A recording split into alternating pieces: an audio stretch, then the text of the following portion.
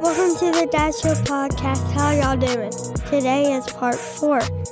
And you know, like that's the whole thing you were talking on earlier was, you know, like how your kids were and how your boys were. And as crazy as it may seem, our kids want to be us. You know, you were talking about the addiction through being hereditary and all that, you know, growing up and you seeing that stuff. Yeah. Like I wanted to be like my older brother. I wanted to be like my dad, you know, and so that's probably where the alcohol addiction came from was through those avenues. And that's what I not had to do, but that's what I done whenever I hung out with my dad. That's what I done whenever I hung out with my brother as I got older. And, you know, that's what I wanted to be like. And so, you know, I do believe that 100% that a lot of people and a lot of kids develop those traits and stuff of that nature through those avenues of wanting to be like, and it may not be their dad. It may not be their brother. It may be somebody else that they look up to on the street that they're doing that. And that's who they value. And you know, that's how they want to be. So, those traits are brought in and then just addiction comes from there. Absolutely. Absolutely.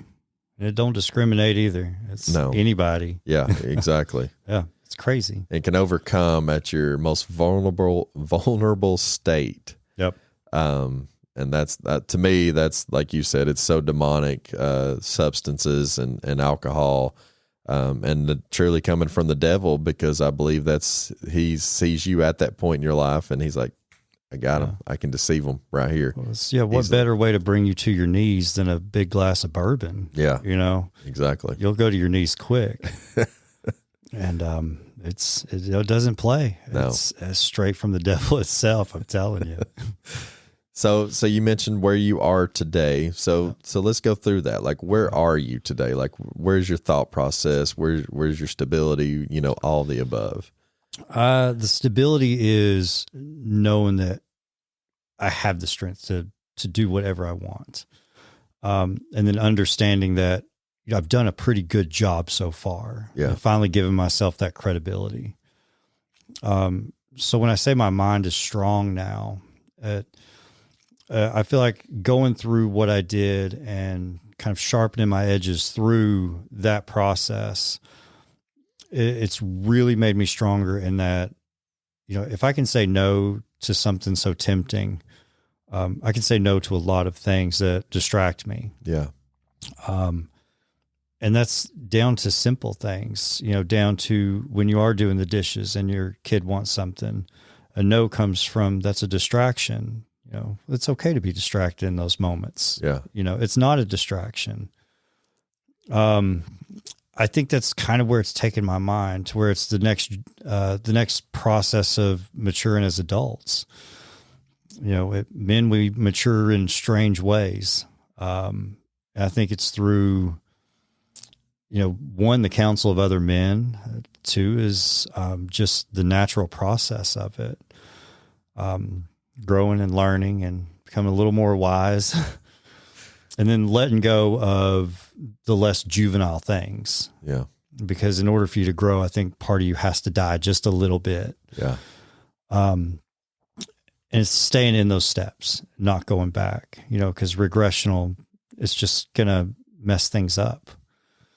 You know, and especially I think going into our 40s, this is something I was thinking about over Christmas. We're at my wife's grandparents' house, and it's like out of a Hallmark movie. I'm telling you, man, it's ridiculous. They have this fireplace that he hand built. It's got this great woodwork, and he built this house himself, and Papa's sitting there by the fire, by the tree. It's out of a Hallmark movie. Yeah. And I was like, you know, we're almost 40. It's like, what's next? You know, what does 10 years look like? Yeah. You know, kids are in their 20s. What does it look like for us? So those are kind of more of the thoughts that I'm having now. It's like, how do I shape myself now to be the best possible thing I can be, to make sure those years are fantastic? Yeah. I think that's what develops, is your ability to see more forward. So, and I think coming out of something like what I've been dealing with, it's just been the greatest mind shift I could possibly have. Yeah. Letting go of the past and moving forward. I think that's what's going to give me direction for the next several years. Relying on your wife more, relying on your relationship. Yeah, absolutely. Be more and I'm sure you were prior to, but I guess one of the things that comes to mind, you've let this out. You've been vulnerable. You've confessed that, hey, I can't handle this alone. Will that help you believe in the future? Hey, I can say these things. I can communicate with my wife or somebody else and admit it and get through it and obviously build your marriage stronger through it.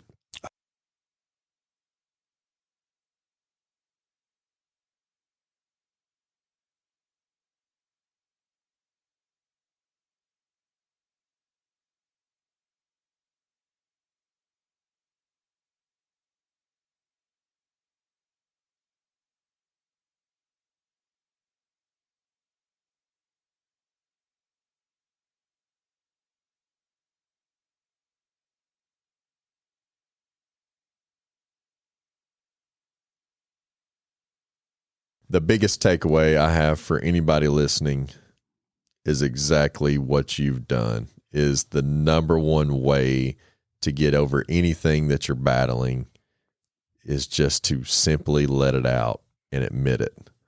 Yeah. Like that's so sound like we just talked about. That's a small baby step. Yeah. But to do that takes so much to say that I am broken. I'm hurting, I'm struggling, and this is what it is.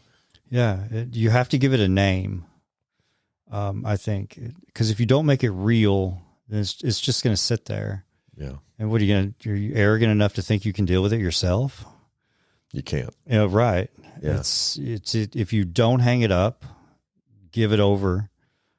If you don't seek counsel in your friends or your family, it's what are we even doing here together in the first place? Yeah. If we were to be autonomous, would be autonomous. We're not. So relying on those relationships, especially our wives, is what helps the most. Yeah. Because you can't figure these things out on your own. No. And the navigating together, we've hit on it multiple times, how much stronger. Right. How much stronger it'll make you and your marriage, your relationship is really invaluable to think about how much it does help.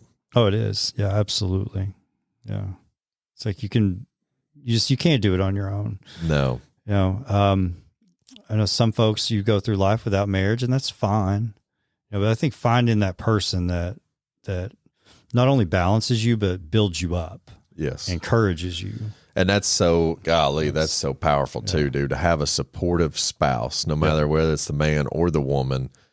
If you support through everything, right? Like, I mean, in the building a business, into confessing that you're broken, into your financial standpoint, into anything that you may enter throughout your marriage, like to know that you have the support no matter what of your spouse. Now, if you're doing stupid things, that comes with stupid consequences. Absolutely. All right. So now that doesn't, offer up support, but if you're trying to do the good things, if you're trying to do all the above, like the support from your spouse, golly, is so powerful, man, to know that no matter what I'm going to do, they're going to be behind me 100% and pushing me and supporting me and cheering me on and there regardless of what the outcome may be. Yeah. And as men, that's all it takes too to drive us. Yes. If our wives just say, "Hey, good job." Yeah. We're like, "Oh, for real?" Yeah.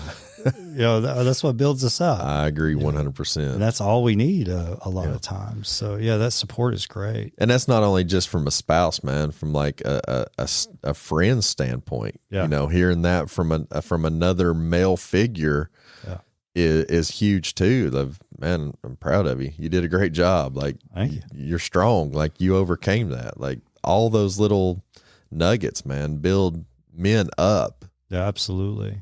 Golly. Yeah, it's been rough. So come out on the other side though. Thank goodness.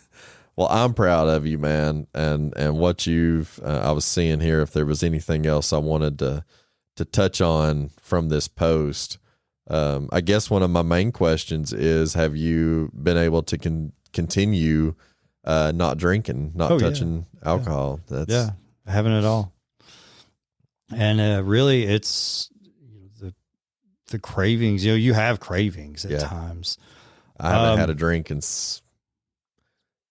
9 years now. Oh, wow, yeah. And I still, like, at times, I'm like, man, I'd like to have a beer right now. Yeah. Man, I'd like to have, all that is still, and it's that continuous, it's just a rinse and repeat kind of deal, like to continue staying away from it. And I'm 9 years out now, and still. Yeah, I've stayed away from it. And, the motivation to stay away from it is much better than the short-term gain that you'll get. Yeah.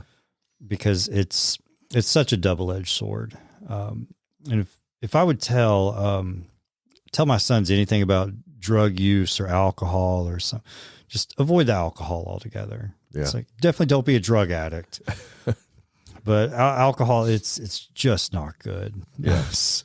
And it's such a way of life now. Like anything you in, the world is alcohol related. Right. And it's so built up. And dude, I'll tell you, and anybody listening as well, when you're trying to do this, when you're trying to fight an addiction, no matter what it is, the devil will put it on the hearts of the people that are closest to you to try and get you off track of where you're going. And it's a really close family member to me. I've looked up to him for so long. When I was bold and stated this, that, I'm not going to touch another drop of alcohol. And I was openly telling people this, this person that I was so close to, had looked up to all my life and everything, said, you've got a reason not to right now, but once this is all over, we'll see what the future holds. And this is a person that I looked up to. Okay. And I'm like, did you really just, like, maybe you said it under your breath, but did you really just say that out loud to me? And, I had to put my mind in the mindset of, that's the devil trying to deceive me.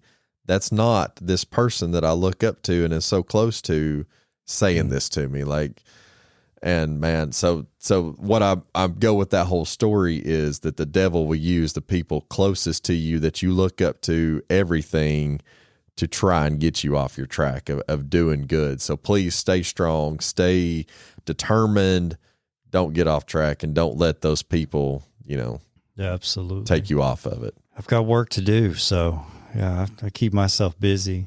So we got tons of plans when we get back, and I'm heading back tomorrow. So wife will be heading back in just a few days. So we've got plenty to keep me going forward, house projects, and just surviving the rest of the winter in Maine. I don't understand it, man. We landed in Minnesota for Kennedy's back surgery in January of 22. We flew out of Knoxville. It was 70 degrees. We landed in Minneapolis, and it was -6 degrees when we landed. And I was like, who in their right mind wants to live in these kind of conditions? So that's what you get the bean boots for. Man, is there anything that we didn't touch on that you'd like to say or talk about, man? I think so. I think we covered quite a bit. Maybe we'll save it for another couple years down the road. Another update. See what shenanigans we're both up to then. So if any listeners want to come and connect with you or follow you, man, where can they find you? Well, initially we had started a page. I really haven't done much with that. It ended up just not being something that I enjoyed doing. So I have Facebook. Sometimes I'm posting some, household pictures on there. All the pictures of our renovation are on there. So I can get you a link to that, or I guess link it somehow. I don't know. Yeah, we'll they put can it up see on all the our screen. projects and stuff like that. Yeah. But that's really about it. I'm kind of isolated in my little world up there, and it's kind of nice. Well, I was just also on the, obviously the building aspect of what you got going. But if somebody else is dealing with this addiction or depression, absolutely, and they want to reach out for help, man, I just wanted to offer that up to. All right. Well, my phone number is 865-789-5543. Wow. Okay. There you go. Awesome. That's You the best can way to text, reach out. Yeah. You can call. I don't care. Awesome. I'll keep it confidential. That's bold. I Yeah. don't got to know you. I don't care. Yeah. I'm probably going to be bored. So you might want to hang up with me. You know? No, I promise you won't, man. Every time we've talked, every time we've got together, I've pulled so many nuggets and so much great wisdom out of everything that if somebody does reach out, then they're reaching out to a good resource. It's not just a waste of time. And no, absolutely. And I mean it, you know, people, absolutely. They can call. Because it is, honestly, it is easier to reach out to possibly somebody unknown. Right. And explain what's going on and confess it rather than to your spouse, your best friend, your parents. You know, if anything, it gives you practice. Yeah, exactly. You know, saying it out loud to me or to anybody neutral before you have to have the hard conversations, you know, absolutely. Yeah. And to get advice from somebody that's obviously gone through it, still going through it, still battling it all the time. Absolutely. Just you want to go to the experts, and so who better than somebody that's already been through it and is going through it. So yeah, it's awesome. Thank you for offering that up. And man, I got to say it again. Thank you so much for being here, for being on the Dad Show and being vulnerable and giving good nuggets, man. I'm proud of you, and I just can't thank you enough for being here. And it was great to come back, man. I enjoyed this. This has been awesome. It has been. Yeah. So, folks, I want to thank you for being with us once again. And if you need to reach out to Jamie, he gave you his phone number. What easier way to contact him than that? And so reach out. I know he'd be more than happy to offer a helping hand. He's helped me so many times, and I know that he would do the same for you, even though he may not know you. So feel free to reach out and connect with him. And if you can't get a hold of him for whatever reason, reach out to me and I'll put you in touch with him. But as always, we want to thank you for being with us. We love you. We care about you, and we're proud of you. We hope you have a blessed day. Thank you so much. Thank you for listening to the Dad Show podcast. Thank you for listening to the Dad Show podcast. Please like, review, and subscribe.